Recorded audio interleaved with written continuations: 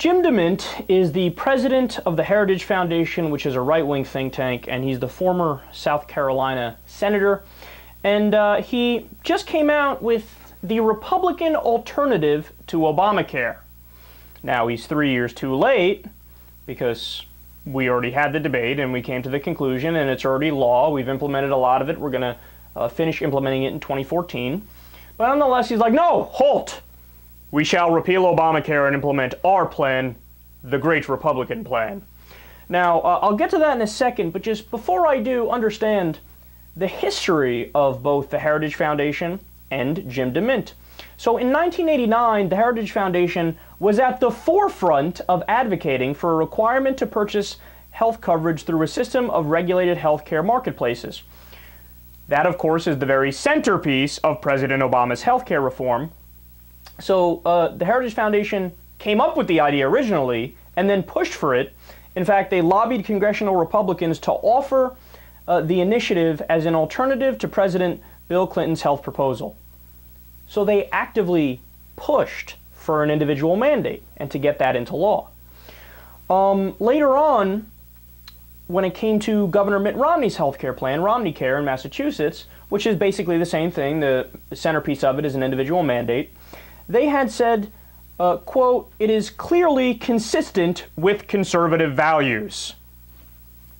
Could they be any more crystal clear? They came up with the idea, they pushed for it in the 1990s, they agreed with it when Mitt Romney did it when he was governor of Massachusetts.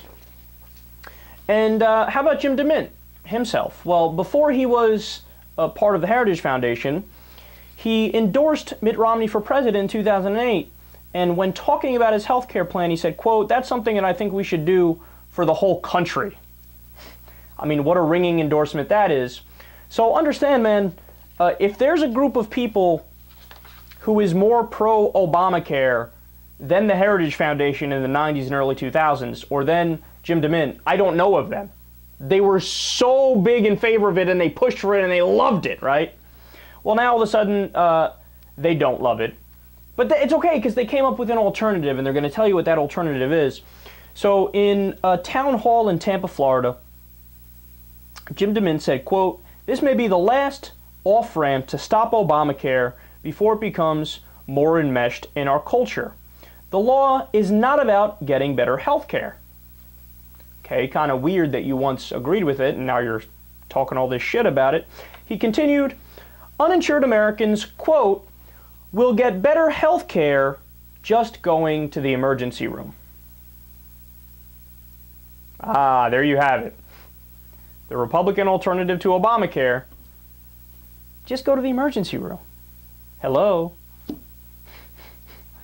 Now, of course, that is the exact system that we had before Obamacare. So their genius plan is just repeal and don't do shit.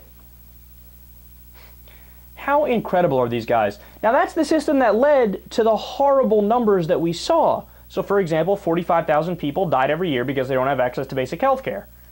That was because of that system. And furthermore, you know who funds that system?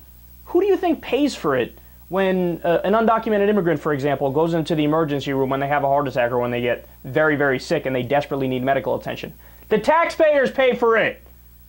So you're saying no to personal responsibility, which is the individual mandate, and you're saying yes to the taxpayers funding it. Seems very unconservative of you. These guys are beyond pathetic. And you know what this shows you? It shows you exactly what's happened in the country from a macro perspective. The Republican Party has shifted so far to the right that they wouldn't even recognize themselves from the 1990s. And meanwhile, it doesn't help that the Democrats have followed them right along. So now the Democratic position is where the Republican Party used to be in the 1990s. This is one of the biggest problems that we have in our politics. We need to pull that spectrum all the way back to the left.